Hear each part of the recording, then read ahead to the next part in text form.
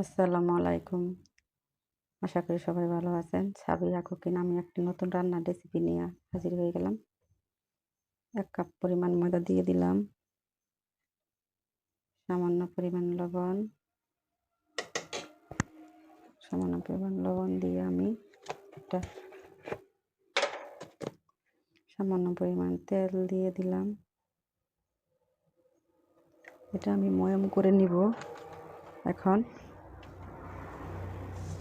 অল্প অল্প পানি দিয়ে আমি এটি ময়াম করে নিব। আপনারা ভিডিওটা দেখতে থাকুন।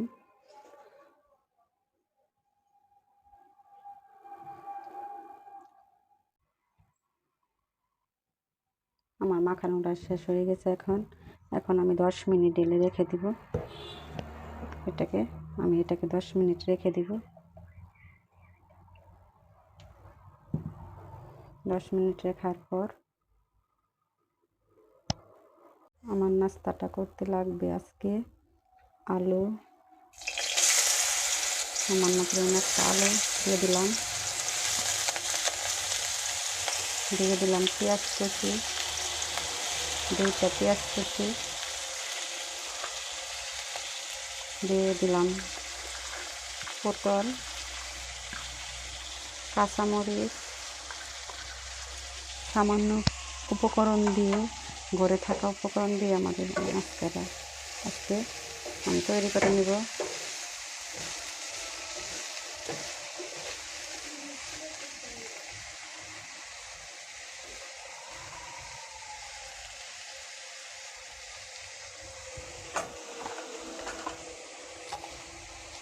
দিয়ে দেবো সামান্য পরিমাণ লবণ,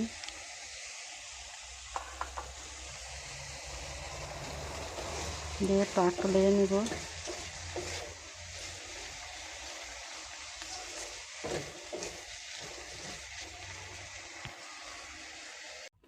দেখুন আমার ভাজিটা এখন হয়ে গেছে।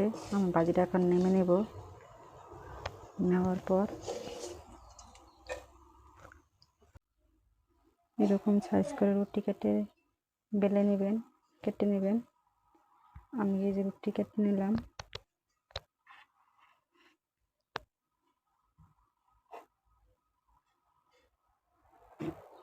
কেটে নেওয়ার পর এটাকে আমি সাইজ করে নেব।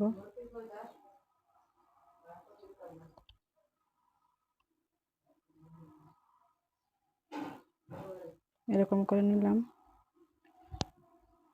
এখন এটা মাঝখানে পুর দিয়ে দিব।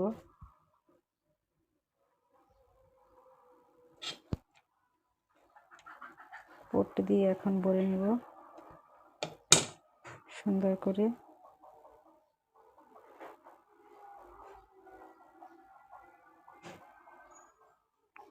ভরে নেওয়ার পর দেখুন কেমন হয়েছে। এরকম করে সবটি এরকম করে নিব।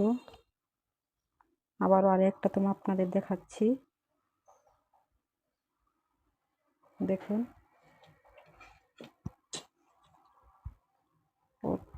ভরে নেব। এখন ভরে নিলাম।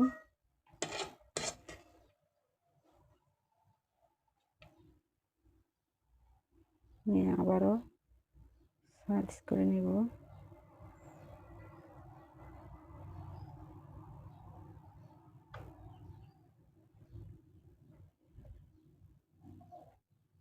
দেখুন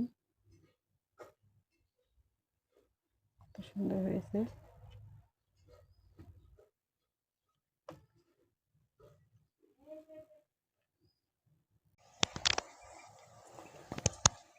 লাল লাল যখন হয়ে যাবে তখন নামিয়ে নেবেন। বুঝবেন যে তখন হয়ে গেছে।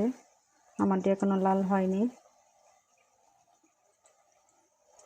ভিডিওটা যদি ভালো লাগে লাইক, কমেন্ট, শেয়ার এবং সাবস্ক্রাইব করবেন। বেশি বেশি শেয়ার দিবেন। দেখুন অপর পৃষ্ঠা উল্টে হয়ে গেছে প্রায়।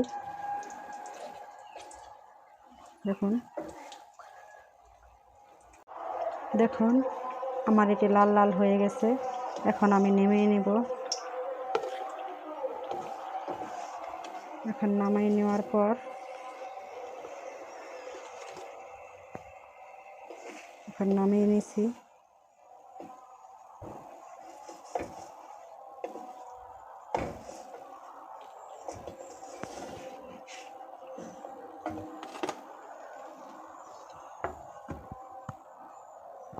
দেখুন কত সুন্দর সুস্বাদু খাবার ঘরে কিছু উপকরণ দিয়ে বানিয়ে নিতে পারেন।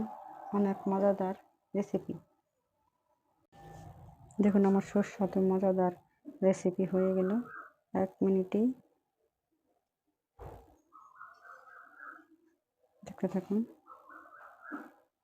আল্লাহ হাফেজ।